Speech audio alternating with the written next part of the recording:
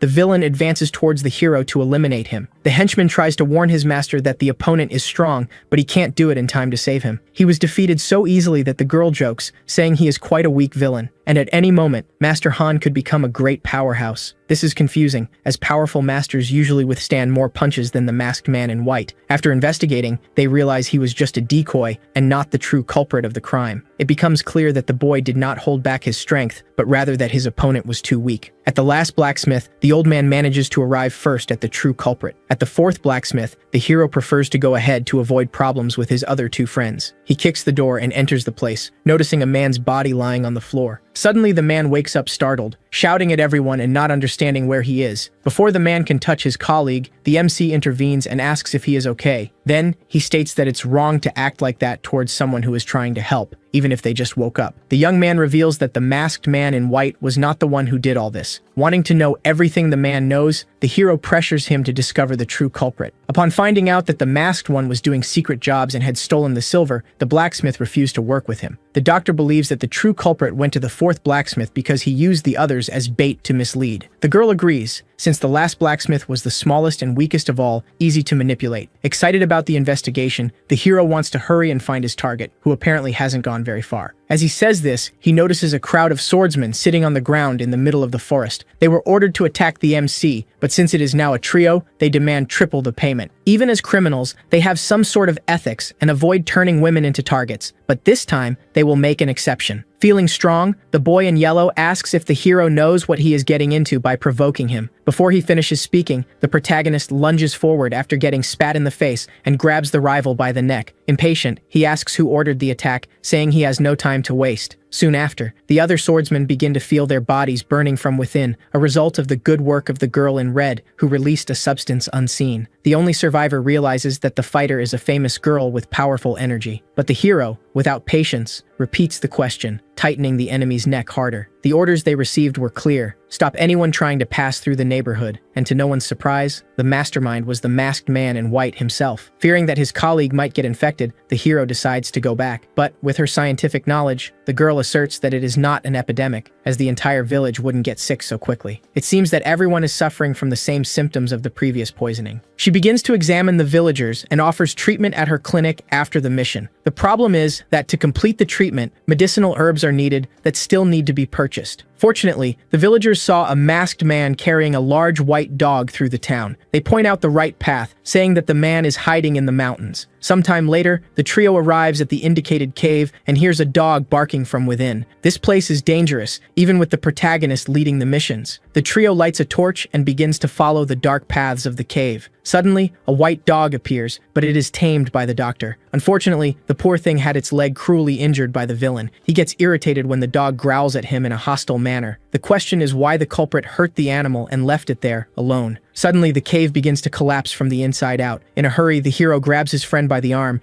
and the four try to escape as quickly as possible. Rocks start to fall as everyone runs at high speed. Unfortunately, the escape route is too narrow, leaving the hero paralyzed, not knowing what to do. The detectives are puzzled as to why an experienced killer would want to steal silver instead of eliminating his targets. It seems that the culprit is not like common assassins and appears to be a master superior to the others. The man behind the mask is just a decoy to mislead the investigators and delay the mission. The old man complains that he couldn't find the culprit because he was competing with someone else. To make matters worse, the detective believes there is some larger planning behind all this, and that the true target of the operation may be the retired man. The reason the blacksmith asked for help immediately is that he was the one who made the black dragon's sword. Someone is likely setting traps around the city to delay the investigators. Moreover, the masked boy seems to be a trick, in case the Muram League wants to act regarding this mission. Perhaps the real culprit doesn't care about the League, but rather wants to capture the retired master. Laughing, the man comments that he has encountered various traps trying to eliminate him throughout his life, and none of them worked. The villain probably believes he can eliminate a generational master with the traps he set around the city. Trying to escape, the hero reflects that if things go wrong, his friend will be in fatal danger. With every passing second, The sound of falling rocks gets closer to the team, who don't know what to do. The hero reassures his friend, stating that if the mountain collapses, he will be there to protect her. To be faster, the team needs to keep up with the hero and try their best not to fall or trip on the ground. Energizing his body, the hero punches the wall, breaking part of the rocks. With his indescribable strength, he begins to dig a hole with his bare hands. Even managing to escape through a tunnel, the sound of the rocks continues to approach. The problem is that digging carefully takes time, something the team doesn't have at the moment. The plan this time is to lift the mountain with his 2 arms alone. Using all his strength, something surprises the protagonist, who realizes there is a powerful energy capable of launching a mountain far away. It seems someone is trying to destroy the cave to prevent anyone from entering or leaving the place. That's why the collapse stopped. The plan worked. Confidently, the hero says that traps don't work on him and reassures his friend. Looking towards the dust, he finds a kind of path they can follow. After a good while of digging, he manages to reach a different part of the cave. As expected, they enter an even larger space within the tunnels. While celebrating their achievement, the girl in red trips and starts to fall to the ground along with the dog. At that moment, a rock begins to fall on the duo of friends. Fortunately, the hero manages to save his best friend using his own head as a shield, preventing them from being crushed. Even though he was hit by a large rock, the boy only suffered minor injuries and is still fine. Around the entire cave, there is a kind of green material that glows in the dark. The hungry one comments that he has tried to eat this stuff, but it didn't have a very pleasant taste. Fortunately, all this glowing green may be enough to treat the poisoned patients in the village. Stopping to be examined, the doctor notices that her friend has a bump on his head. If he were an ordinary person, his head would have been crushed. But that wasn't the case. The problem is that the boy's resilience makes it so that needles or blades do not penetrate his skin. And to make matters worse, this is a skill he cannot control. No matter how much he wants, objects are rejected by his body. The fighter gets irritated, asking why she was pushed to the ground when the rock was falling on the doctor. The hero's explanation is that his chest is too small to hug both girls and protect them at the same time. When this excuse doesn't work, the hero gives up and accepts the insults he receives. The girl, furious, says she wants to eat meat and demands that the MC do everything she asks in the kitchen. With the help of the doctor, the protagonist says he is extremely embarrassed and apologizes for his behavior towards the fighter. Suddenly, once again, rocks begin to be shattered near the team, who manage to protect themselves in time. This time, the cave is collapsing again due to the force used by the protagonist in the tunnel. Unfortunately, the lack of control and the excess strength of the hero are becoming a real problem for everyone. The retired man believes that the arrogant boy must have already gone ahead in the investigation. He tells the detective that the MC is also involved in the case, as he cannot give up or accept defeat. This frightens the long-haired man, who discovers that Dr. Yumi is also following the investigation. The men on his team are specialists in such cases and from now on want to find an unsuspecting enemy. Not knowing what to do, the hero says he needs some time to think about his plan. The fighter wonders if it's a good idea for them to stick together as a couple the way they are. Embarrassed, the two shout that this is happening only because they are in panic and need to protect themselves. In the past, the hero recalls that the cave's ceiling was open, prompting the doctor to ask if he had ever been trapped in such places in his youth. In fact, he reveals that this happened 4 years ago, and in that place, there was also the same bright green. Then, he starts to remember what the cave's ceiling looked like on the day he got trapped. When the hero got trapped in the cave 4 years ago, he found a miraculous medicine. By eating this plant, he gained enough energy to climb the open ceiling of the cave. The girl is surprised to discover that her colleague ate the herb without even knowing its origin. It is explained that he had a good feeling when he got close to the wild plant, which is why he ate it. Having been born with a talent, it's hard to explain, as his actions were done by instinct. Fortunately, perhaps the environment still has some miraculous medicine that can help with the escape. By the way, the detectives find the entrance blocked by stones. The long-haired man gets irritated, as he knows this is a trap set for the former leader of the Murim League. However, the assistant knows that the hero will take good care of the doctor and asks him to calm down. Ignoring the advice, he orders that they bring people capable of rescuing the team from inside the cave as soon as possible. His plan is to stay at the location, remove the stones, and try to find the villain who did all this. Some time passes, and the protagonist manages to reach the outside of the cave, passing through bushes. To celebrate the escape, he says they should eat some roasted pork with rice at the clinic. Finally, the rescue team returns to help the detective. More stones fell while trying to open the cave's passage, and no one answers his call. This makes the long-haired man tense, as he believes he should have better protected his friend, and blames himself for this mistake. His assistant says he will wait the necessary time to discover the reason his boss avoids Yumi when he sees her. But his friend informs him that the team is alive and at the moment eating pork bones at some restaurant. In celebration, they are feasting on food, enjoying the delicious flavor. The plan is, after eating, to take the dog back and prepare as many antidotes as possible for the village people. While eating, the fighter says she has matters to resolve with her brother and needs to leave first. Sure Surely the masked man is guilty of poisoning the villagers, and the hero needs to bring him to justice. The blacksmith doesn't know what to do, as he lives alone and has no one to take care of the dog. But this cheers up the doctor, who decides to take the little one back to the clinic and treat him. The animal ate something that made him sick, but with the advantage of having gained more intelligence. Back in the village, the girl is distributing medicines that can only be taken once a day. Even after improving with the medicines, the treatment is not over, and it is necessary to take all of them until the end of the week. The old man thanks the doctor for her help and comments that the praises about her intelligence are true. This makes the girl shy, as she didn't know she was being so praised by the people. The hero feels jealous upon discovering that the rumors were made by soldiers of the Murim League. Helping even more, they deliver a package of ingredients so that the children can also medicate themselves. In exchange for the help, the hero asks them to expand his garden by building fences, stables, and other structures. Now that the urgencies are over, they can finally focus on discovering where the masked villain is. The problem is that neither of them knows where to start looking for the man to find the silver iron. In fact, the protagonist's plan is to try to find someone who knows the whereabouts of this man and make him reveal information somehow. In the carriage, they are heading to meet the medicine thief, who should be at the blacksmith's. She continues investigating the case and should be found at the location where everything happened. Suddenly, the girl appears in the middle of the road and is noticed by the protagonist. This is not a coincidence. She was looking for the protagonist to give some clues about the villain. The reason for all this is that her boss is crazy, and dangerous accidents can happen at night. Instead, she says she is giving the information in exchange for payment of the medicine debt. The first piece of information she will give is about the person who set the trap that caught the team in the mountains. Apparently, it was planned to eliminate the former leader of the Murim League, not the team. Because he likes dogs, the old man would end up falling into the trap upon discovering that the blacksmith's animal was trapped at the site. This irritates the protagonist, who impatiently asks for the name and address of the one responsible for everything. Someone ordered warriors to stay on the road, blocking the passage of everyone trying to reach the cave. These bandits are part of a faction, and their leader should know the location of the masked man. The hint is that their boss has a weak technique and only uses a knife for defense. With a smile on his face, the hero jokes that he is not very persuasive, but in this case, he will make everyone talk. The bald man is shouting at his henchmen for failing at something simple. Suddenly, the protagonist arrives, breaking down the temple door and asks if this is the faction's location. The trap was very well planned by the white masked man, who even hired 2 assassins of reputation. Surely the culprit has been after the former leader of the Murim League from the beginning. However, the long-haired man claims that the problem is not so simple and asks who poisoned the clinic. Probably, the source of the poisons comes from the evil bloody horse. Finally realizing the gravity of the situation, the team notices that they are in serious trouble. The young man asks why this incident is worse than the previous one,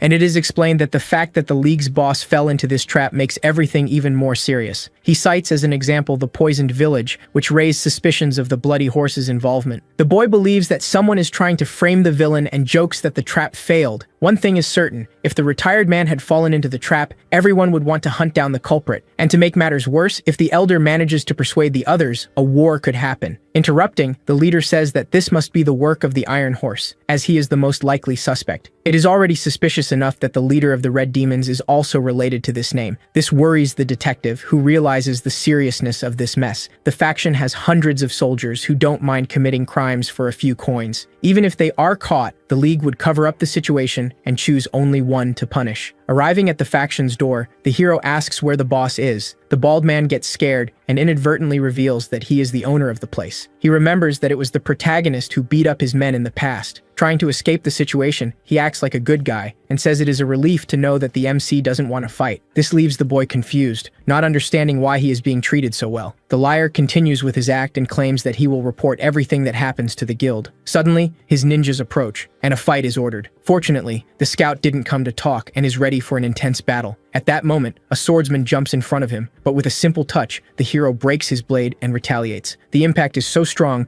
that it throws the man against the others, defeating several at once. Using his energy, the protagonist states that he is already too irritated. Not knowing what to do, the enemies continue advancing instinctively, trying to attack him. Each punch from the hero breaks teeth and eliminates one opponent after another. Finally, he kicks someone who almost knocks down the bald man. Wanting revenge, the hero starts pulling a pillar with all his strength. Throwing the pillar at the enemies, he states that he is doing this because the faction leader touched someone he shouldn't have. The destruction in front of him leaves the liar in disbelief that there is a master with such strength. With sweat dripping down his body, the hero asks who put his friend in danger. Upon hearing that it is nothing but a problematic situation, the protagonist questions whether this was intentional. His fury is so great that with each step he takes, the ground cracks, and the entire arena trembles. Throwing all the bodies of the enemies into the air, he destroys the ground around. Using his aura intensely, he asks once more, angrily, who would dare to set a trap? The image of his friend flashes in his mind, motivating him even more to take revenge on these enemies. As the liar tries to deny the story, the house begins to be destroyed solely by the protagonist's explosive aura. Amid the rubble, the two remain alive by a hair's breadth. Unfortunately, the man does not know the name of the masked white figure who caused all this, leading the MC to decree his elimination after losing the last chance. Fearing for his life, the man claims the culprit is from a distant sector. Arriving unexpectedly, the fighter realizes that the more anger the protagonist feels, the stronger he becomes. Before being finished off, the enemy states that the girls should have stayed at the location instead of coming. When the girl says everything was funny, the boy's ego is hurt, and he responds that it was spectacular. At least his friend praises his performance and says it was really cool. Criticizing his voice, she comments that he seems cooler when capturing villains. This fight excites the protagonist, who decides to capture the masked white figure immediately. Arriving at the destroyed location, the detectives begin to analyze why the MC did that. This irritates the chief, as his men are not discovering things quickly enough. The trio finally arrives at the place where the supposed culprit is hiding. When someone opens the door, the hero starts to say they are guests who came to collect payment. The boy's plan is working. He knows they will try to escape, exposing who the culprit is. Some time passes, and the doorman finally opens, allowing people to enter. Since no one fled, this means his enemy has a large group of delinquents. The girl notices they are becoming increasingly surrounded as they approach the yellow figure. The boy's excuse is that he followed this man because he feared not receiving payment for the debts. A soldier arrives and states that it would be best to capture the trio and torture them for more information. Without even finishing the sentence, he is pulled back, startling the leader himself. The protagonist appears, asking how they dare think they can kidnap them and not be eliminated in the process. Knowing his enemy is a powerful master, the masked figure orders them to attack. Several trained ninjas surround the protagonist, alerting his friends about the fight. Defending against all impacts, the boy wants to make them regret approaching. Defending against all impacts, the hero begins to prepare an attack. With his magnetic power, he retaliates and launches small sparks toward the opponents. With the purple aura, the strike hits and eliminates the ninjas with speed. In a matter of seconds, the protagonist manages to defeat most of his rivals. At the last second, Yumi warns her friend about the incoming attack. Holding the blade without cutting himself, he asks if his opponent is the real masked white figure. In a low blow, the ninjas approach the girls with bad intentions. Fortunately, the fighter is skilled and launches an ability at the nearest swordsman, causing a massive explosion followed by a flurry of punches to the face. Scaring the rest of the kidnappers, the girl considers herself a master. Impatient, the boy asks them to be careful with the doctor and stop talking nonsense. Once again, a soldier approaches, but is eliminated with an explosive kick. This worries the boy, who didn't want to kick with such force. Unfortunately, the bodyguard survived and is ready for another round. Irritated, he asks how they dared to hit his sacred armor. Noticing that the yellow figure is weaker than it should be, he believes the true villain stands before him. After a misunderstanding, the MC says he doesn't come from any faction, leaving his enemy confused. With a smile on his face, he claims that he actually eliminated all the bandits. Without patience for conversation, the hero asks if the bloody horse is behind all this once again. Not wanting to hear any mention of that name, the warrior charges in with punches. Suddenly, part of his clothing is pulled by the swift protagonist. The rags begin to be energized by the protagonist's blue aura. Wrapping his hand, he pulls his enemy with all his strength like a rope. Then, he kicks him upward, finishing tearing the fabric. As he falls to the ground, he struggles to get up after taking significant damage. Approaching, the hero says he went easy because he wanted to ask a few things, and now he won't do that anymore. Having nothing more to ask, he prepares to strike correctly and punish him. He lands a precise kick to the man's ribs, launching him like a missile into the house, causing a massive explosion in the territory, opening a tunnel. This is being quite fun for the protagonist, who is preparing for more. By controlling his strength as much as he could, his enemy is still alive. Now that he has captured the true white masked one, he can seek the silver black iron. The slow detectives finally arrive at the house and try their best to follow the hero's tracks. Finally, the assistant admits that the protagonist's destructive power is incredible. Lying on the ground, the true culprit is exposed, and the leader of the house admits. This frightens the blacksmith, as it was the very man who sold the iron to him. Finally, it dawns on him that the leader sold the iron with the intention to steal and profit twice. In fact, the little thief is an unusual contact of the elder that raises suspicions in the hero. Trying to understand the misunderstanding, the boy claims that the masked one is a subordinate of the Iron Horse. By having provided hideouts and traps, this proves that the Curly was an ally of the Iron Horse. As promised, the blacksmith will make the needle bags and will give one as a bonus gift. Moreover, he will give the destroyed location for free to the protagonist. Time passes, and the detectives arrive at the bearded one wanting to understand the story. They realize that the white masked one had his armor personally made by the Iron Horse. To make matters worse, the one who sold the iron was the leader of the mansion who hid the ninja. The hairy one is startled to hear that the elder was the one who introduced these bandits at the beginning of the story. This makes him smile happily, as he knows he can use this information in the future. In the meeting room of the Murim League, the corrupt one is talking a lot. His colleague is sure that the Iron Horse is trying to start a war between the factions. Lying shamelessly, he says he has never heard of the Yellow Mansion. He is left speechless upon learning that his colleagues already know about the news of his thefts. The next day, the trio gathers to eat, even though the hero is tired from the previous night. Now, their kitchens are much larger, able to prepare first-class food. The doctor appears unexpectedly and praises Yumi's health. He then thanks the protagonist for his help with his sister, despite the problems. The director also appears wanting to hear this curious story. He knows that someone tried to push his precious daughter to the ground while holding her, Yumi. He states that he wished he had met the boy in the past. He seriously asks why he is treating his daughter this way. When questioned, the protagonist claims he has never fought with his daughter, apologizing at the same moment. He claims to be a very polite and kind boy. Finally, he also realizes who spread that nickname around town. To make matters worse, the director also wants to know why the boy is staying at his student's house. It is explained that someone had stolen his plant and he decided to stay until he was paid. Afraid of going into debt, the friends refuse the payment and the doctor's help. Irritated, wanting to eliminate the problem with the protagonist, he states that he will pay whatever is necessary. Shamelessly, the hero wants to take over the entire clinic, as he wishes to live there with his friend. He becomes annoyed upon noticing that the director found the proposal too expensive. Moreover, he wants to meet who taught the girls better, and in return, will show his cooking skills. Still in the clinic, the old man tries to understand why the protagonist wants to get so close to the girl. For if he has other intentions, something bad could happen. The director is curious to know how his friend ended up getting involved with a fool like the MC. She explains that she made a mistake when she first met the guy, and in the end, they ended up living together. The man is surprised to realize that the quality of the meat is extremely good and top-notch. Then, the hero seasons all the pieces and begins to cook like a true chef. This disturbs the old man, who does not understand the boy's cooking techniques. This is just more proof that the boy is extremely strong, cooking skillfully. Moreover, he also uses his firepower to start a campfire with ease. The director already knew the rumors about the boy, but realizes they didn't account for even half of his powers. Uncomfortable, he claims he can also do that, but he doesn't want to waste his mana on something like that. The girl begins to suspect that her friend kept company all the time, just to learn how to make his potions. But because she likes him a lot, she believes this is nothing but paranoia. People are amazed by the food the protagonist made, praising it as delicious. The strange thing is that the protagonist was, at some point, hidden with the director before eating. In fact, the old man wanted help to make an elixir and asked directly from the MC. But first, I wanted to know the reason why Aomi was expelled in the first place. In fact, the director did this because it would be a waste for the doctor not to have any clinic to sell her services. Lazily, the boy doesn't want to put in the effort to make all the elixirs by hand alone. This greatly irritates the director, who in return decides to teach techniques on how to make an enhanced potion, which means the protagonist will have to work hard until the day he is taught by the old man. However, to make the potion, a sacred herb is needed that took the guild 8 years to obtain. Leaving the meeting, the protagonist states that he is not a hero and that it would be faster for the old man to do this work alone. The duo begins to head back to the clinic while the hero plans what he will cook next time. Interrupting the conversation, the girl becomes very curious to know what the director was discussing with her best friend. He explains that he should make an elixir without receiving any payment, in exchange for passion. This is strange, as the old man is not that type of person, and usually pays well for his services. But the girl knows the MC well, and understands that he prefers to be left to suffer than to work for a month. The couple meets, and amusingly, both want to have dinner with the protagonist. But since the wife already knew him from before, it would be easier to arrange a date for her. The worst part is that the husband, despite being an important member of the league, cannot even organize a simple lunch. To make matters worse, the girl couldn't keep her promise to the protagonist, making the meeting even more difficult. And she recalls the meeting with the elder, who could have revealed some information. Even being the woman's husband, the man cannot hear her secrets. His argument is that neither of them can exchange the darkest secrets of their guilds. In the forest, some masked individuals are planning what to do with the Shadow Swordsman.